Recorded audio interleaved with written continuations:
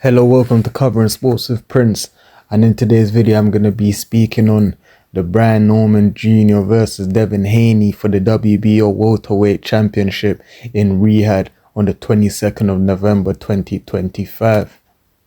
Now, let's get into this. Brian Norman, current WBO Welterweight Champion, undefeated, standing at 5'8" with a 72-inch reach, 30 fights with 22 coming by knockout.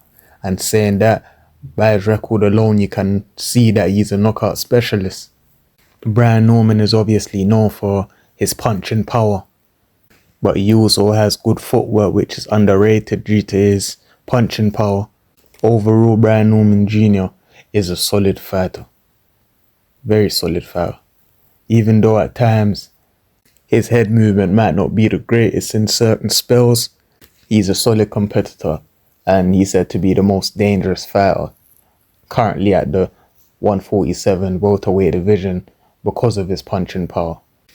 More than anything else, Brian Norman likes to get on the inside to where he can throw his combinations. He has good combination punches, where I think he's the most threatening, the most dangerous.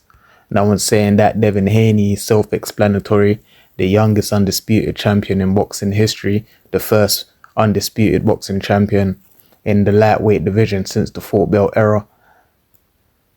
Some might say he's undefeated, some might say he's not because he's got beaten by Garcia, which the decision got overturned for a no contest because Ryan Garcia was on PEDs.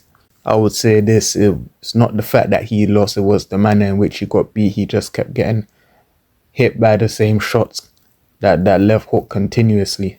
But after that, it seems as if the media and just fans or spectators in general seem to have something against Devin Haney. I mean, I'm sure one loss doesn't take away from everything he's done in the sport.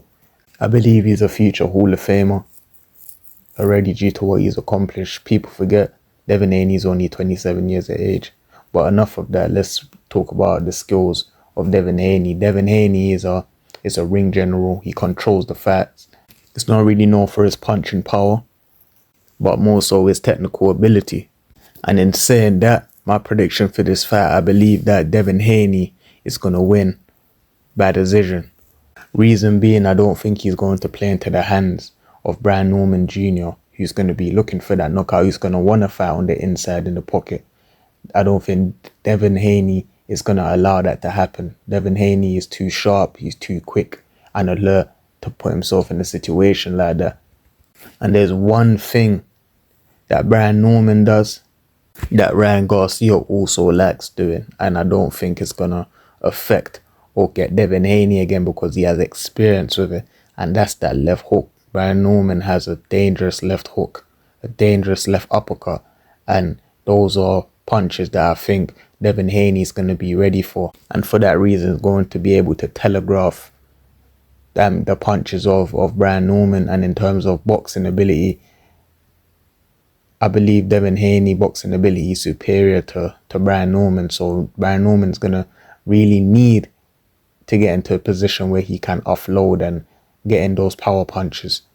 And some people might say, hey, Devin Haney's running and he needs to stand in the ring and his fight's so boring. But at the end of the day, this is the sport of boxing. And at the end of the day, if they want to get to their opponent, they have to become better in cutting off the ring in that aspect. And in saying that, I wouldn't really be surprised if Devin Haney scores a knockdown or two due to that reason. Him being the ring general that he is, and knowing he might frustrate Norman, and Norman having to then become more aggressive, which is going to leave him open for shots. I do see Devin Haney possibly scoring 1 to 2 knockdowns, but ultimately I have Devin Haney winning by decision. Once again, thank you for tuning in with Covering Sports with Prince.